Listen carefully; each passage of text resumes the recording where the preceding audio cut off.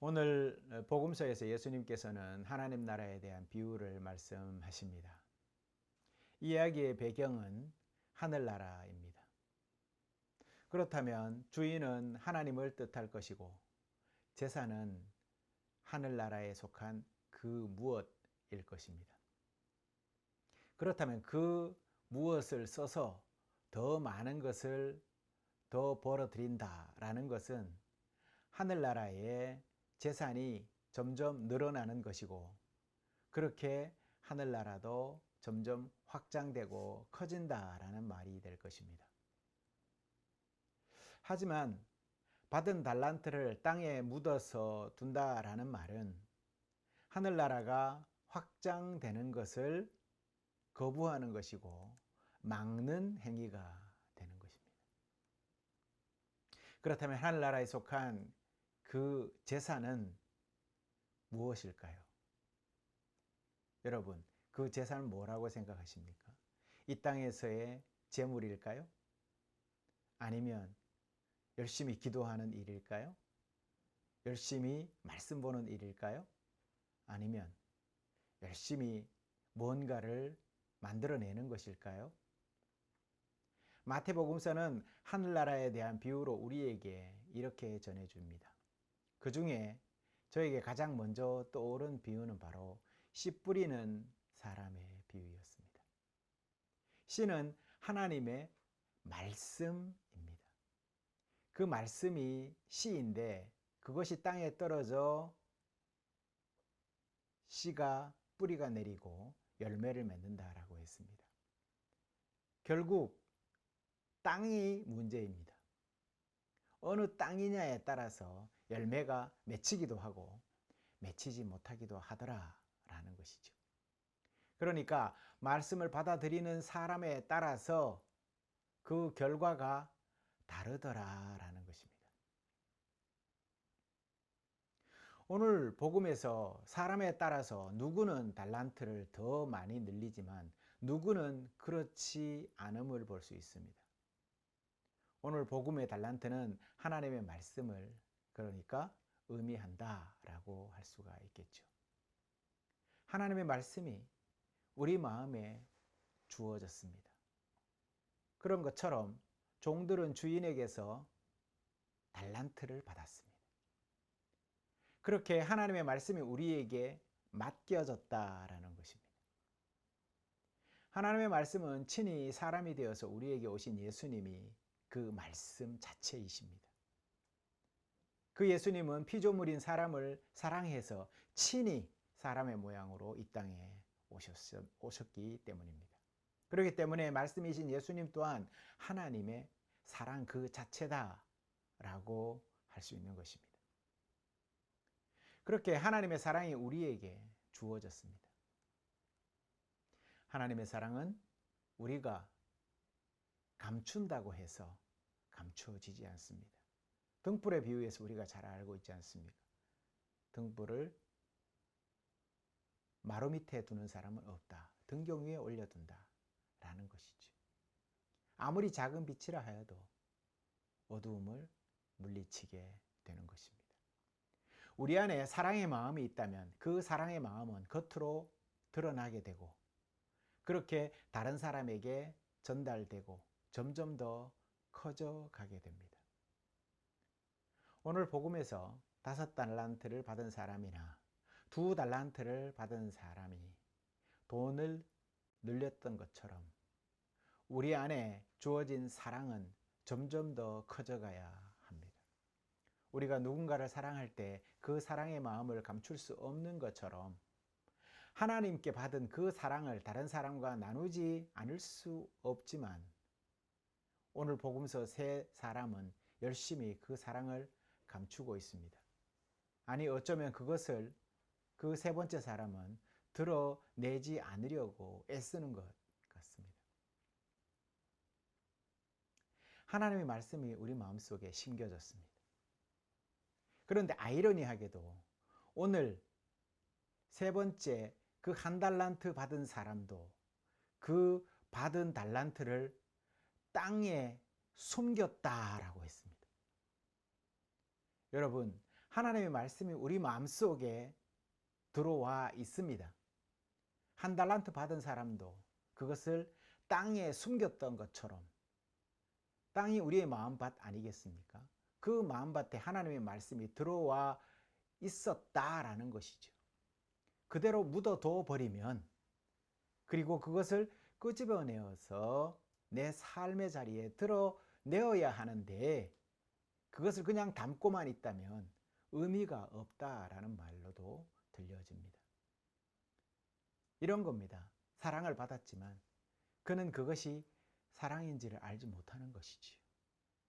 그냥 주는 건가 보다라고 그냥 받아놓은 것이죠. 우리 말씀이 우리 마음속에 그렇게 들어옵니다. 들어와서 그냥 아무런 감동도 그리고 아무런 변화도 없이 그냥 그대로 담겨 있다면 그것은 게으른 종이나 마찬가지라는 것이죠. 우리는 신앙생활을 할 때 가장 신앙생활의 실천에 있어서 가장 보편적이고 중요하게 생각하는 것이 무엇입니까? 신앙인은 성찰을 한다라는 것이죠. 되새김을 한다라는 겁니다. 자기를 돌아보고 하나님과의 관계를 살피고 그래서 새로운 그러한 결심과 결단으로 삶의 자리로 나아간다라는 것이죠. 사랑을 받았지만 그는 그것이 사랑인지 알지를 못합니다. 오히려 그 받은 사랑을 두려움으로 느꼈던 것 같습니다. 그래서 그는 함부로 이것을 끄집어내서는 안 되는 것이야 라고 생각했던 것 같습니다. 그는 사랑을 보고 싶지 않았던 것 같고 또 오히려 더 감추고 싶어 했던 것 같습니다. 왜 그랬을까요? 주인이 맡긴 사랑을 그는 갚아야 할 빚으로 생각했기 때문입니다. 주인이 맡긴 그 한 달란트를 평생을 갚아도 갚겠습니까? 갚을 수 없는 것이죠. 그럼에도 그것을 갚아야 할 것으로. 우리는 하나님으로부터 구원이라는 큰 선물을 받았습니다. 그것을 갚아야 하겠다라고 생각해서 여러분들이 살아간다라고 생각해 보십시오. 그러면 평생을 빚쟁이로 살아가는 거죠. 그분을 사랑하는 마음은 전혀 없어져 버리는 것입니다. 우리가 가진 모든 것은 하나님으로부터 왔어요. 우리의 생명도 그렇고 사랑도 그렇고 재능도 그렇고 건강도 그러합니다. 하나님께 우리 모든 것을 받았습니다. 이 말은 이제 받았으니 더는 하나님이 관여하시지 않는다라는 말이 아닙니다. 이 생명과 사랑과 재능과 건강은 지금도 하나님께로부터 끊임없이 우리에게 공급되고 있는 것들입니다. 이것을 시편의 저자는 우리가 시냇물가에 심기운 나무와 같다라는 표현을 하고 있습니다.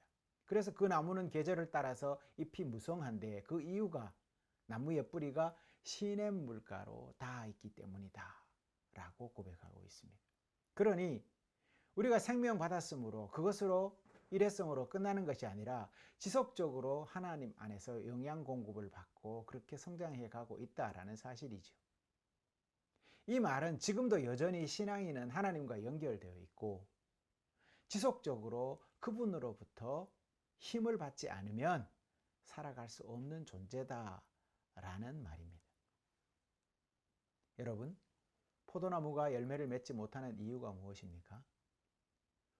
모두 가지가 그분께 연결되어 있지 않기 때문에 그렇기 때문에 열매를 맺지 못하는 것입니다.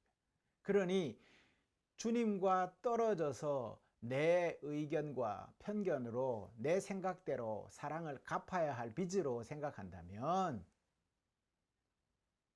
오늘 한 달란트 받은 종과 우리는 다를 바 없다라는 것이죠.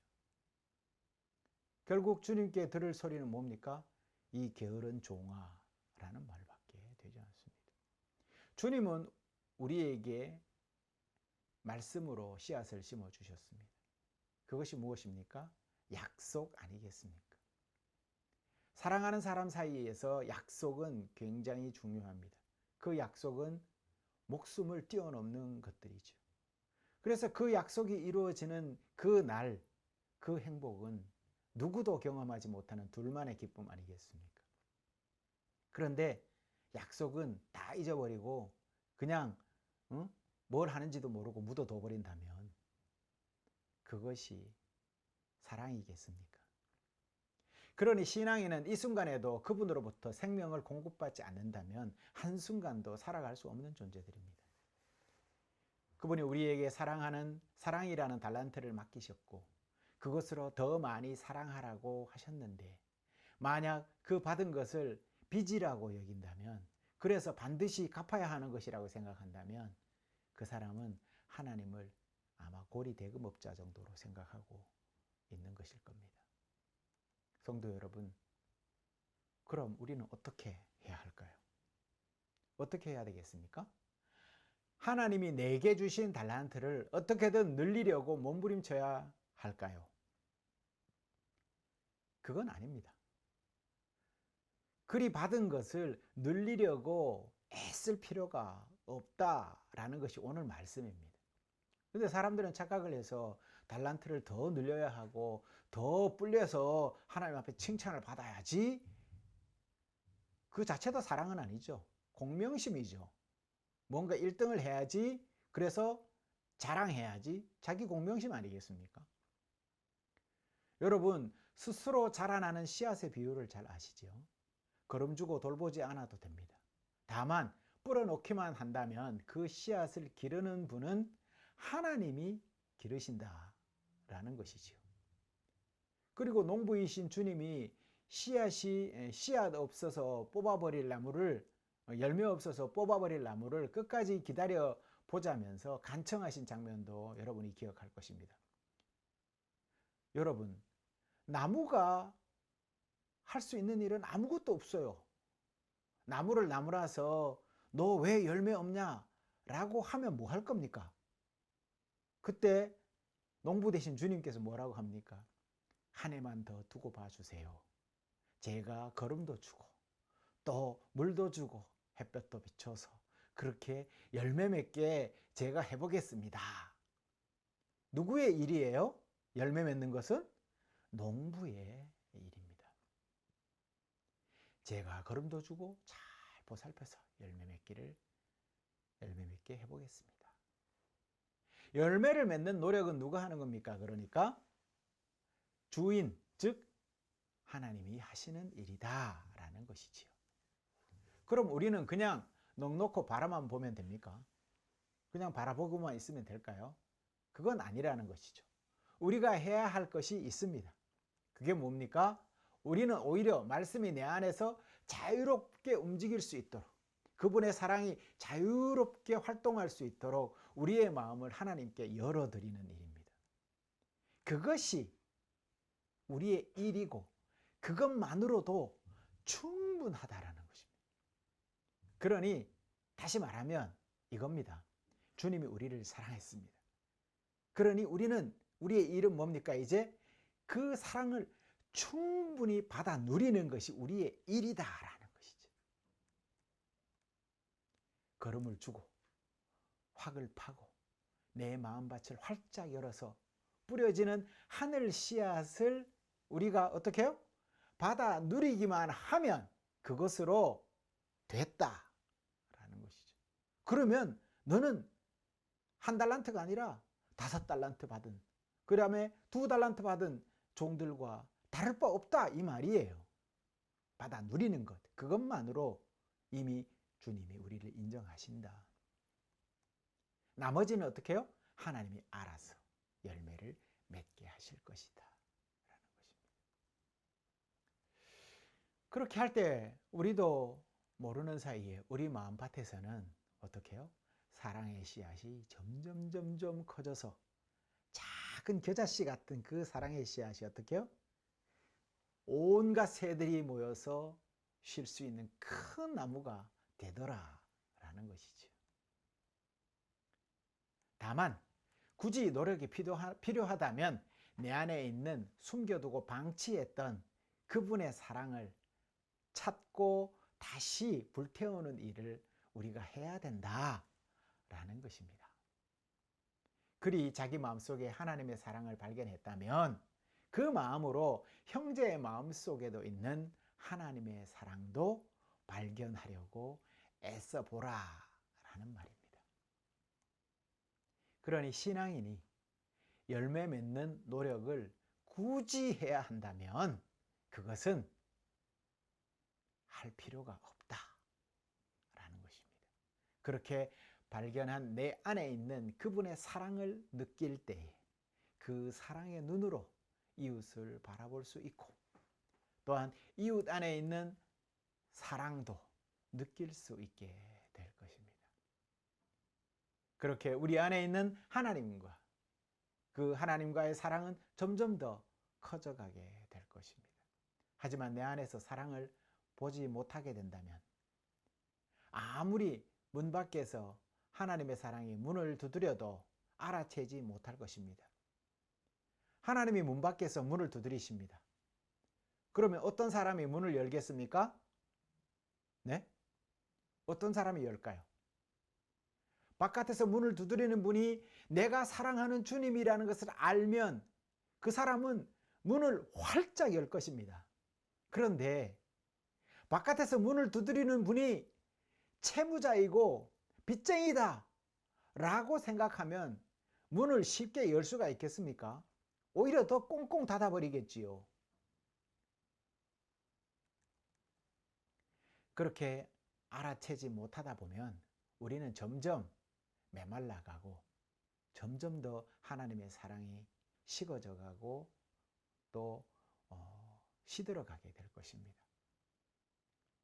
우리는 오늘 추수감사절을 맞이하여서 감사 예배를 드리는 시간입니다. 여러분 하나님 앞에서 무엇을 감사를 드립니까? 물론 세상 삶에 있어서 삶의 자리를 지금까지 이끌어 주신 부분에 대해서도 충분히 감사를 드리지요. 하지만 가장 감사해야 될 것이 무엇입니까? 내 안에 심어주신 주님의 사랑이 여전히 내 안에서 불타고 있습니다. 그리고 그것이 더 불타서 형제의 사랑을 바라볼 수 있게까지 되었습니다. 라고 하는 이것이야말로 참 감사의 제목 아니겠습니까? 우리 안에 맺혀진 하나님이 원하는 열매 아니겠습니까? 여러분이 지금 확실히 살아있음을 느끼는 것처럼 또한 우리는 확실히 하나님의 사랑을 받고 있다는 사실도 잊지 마시기 바랍니다. 그러니 삶에만 눈길을 주지 마시고 내 안에 심겨졌던 하나님의 사랑도 가끔은 돌아보며 또 균형 맞추어 살아갈 수 있는 여러분들이 되시기를 바랍니다. 그 사랑을 발견하며 나누며 기쁨을 누리는 모든 분들이 다 되었으면 합니다. 교회력으로 12월 첫 주가 대림절 첫 주가 됩니다. 그러니 11월을 기점으로 교회력은 한 해를 마무리하게 되어 있습니다. 그러니 12월 첫 주부터는 새해가 시작되는 것과 같습니다. 대림 첫 주간이니까요. 한 해 동안 여러분 우리에게 당신 사랑으로 많은 열매 맺게 해주신 하나님께 감사와 영광을 돌려드리는 모든 성도님들이 되시기를 바랍니다. 그리 그 열매 맺은 모든 것으로 감사드리는 오늘 추수감사주일이 되시기를 축원합니다. 기도하시겠습니다.